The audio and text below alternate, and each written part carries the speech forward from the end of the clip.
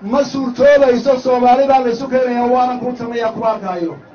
ma aha Soomaali hadii indhaha laga qarin karo xuduudkii Ingiriiska iyo Afrika oo ka tagay Ingiriis oo ku dhisay baan ku taaganahay ballan waxaan lagu qaaday idinkoo yimaadaan wax xorriyada oo golaata mooyaane inayna wada hadal barkadisa farmaajo marka aniga cali khalifa soo kulanay berigii dhaweetana arrintaa waan soo qaadnay isna uu ogolaaday in halkii laga sii wado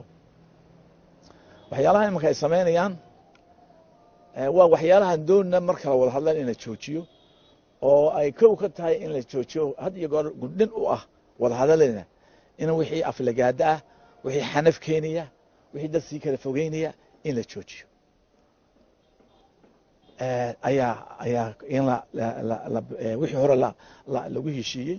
in la hirgeliyo waa qodobada u kowda u horeysamaysan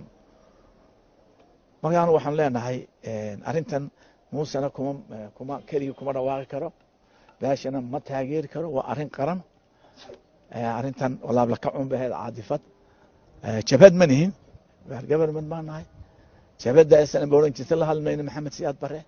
laakiin waa dawlad la yiri soo kala baxa kaarkiina waxa la yiri Soomaali iyo idinku soo kala dhamaysto wixiina waxaan doonayaa inaanu kala tag wanaagsan oo la yiraahdo magaalada peaceful divorce guurka nabadgelyo lagu kala baxo inaan sameeyno taas waxay keenaysaa inaanu Soomaalida aynu la yeelno xiriir marka madaxweynaha waxaan leenahay sidii inaan maalin dhowta habaryahooda Faysal ila oo igu tiri maxaad habar ka doontay farmaajo hadduu si gabadha yar u fakaro aan u fogeyn si madaxweyne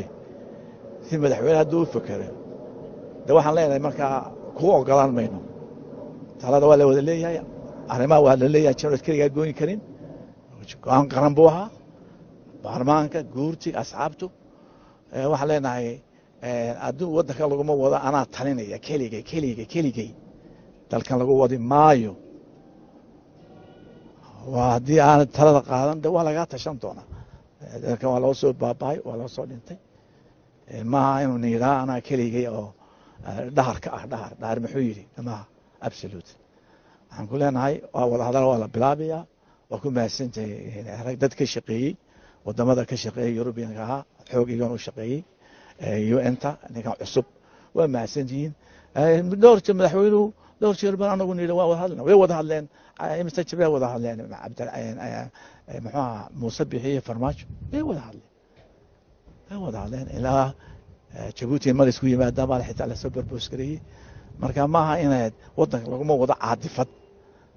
hoggaanku waxa weeye inuu wixii talaabada qaaday kelmad afkiska soo baxaysa waa inuu ahaado mid u magaalada laga tashado geeskiisa